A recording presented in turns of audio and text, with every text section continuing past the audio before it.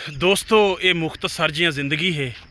अज दी ज़िंदगी एवरेज 60 तो 70 साल है।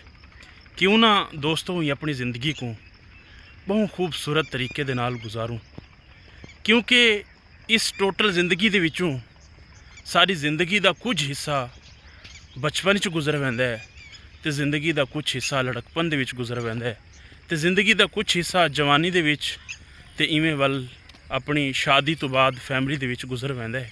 ये ज़िंदगी है सारी। ये ज़िंदगी को दोस्तों असां बेहतर करना है तो ये ज़िंदगी को बेहतर असूलों के उत्ते गुजारना है।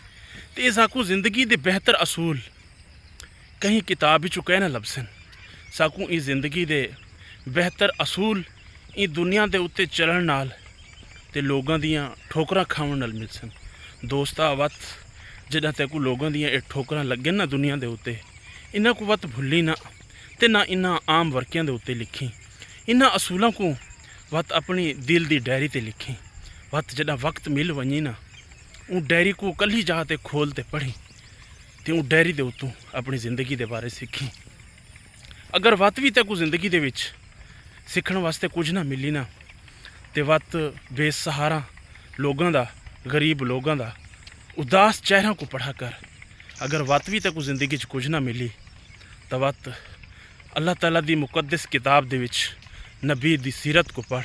देख वत ज़िंदगी गुजारने की चस किवें आंदी है।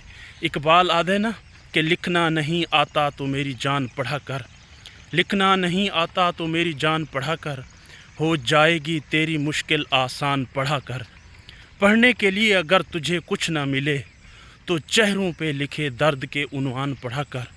तेरी रूह को तस्कीन मिलेगी तो कुर्ब के लम्हात में कुरान पढ़ा कर। आ जाएगा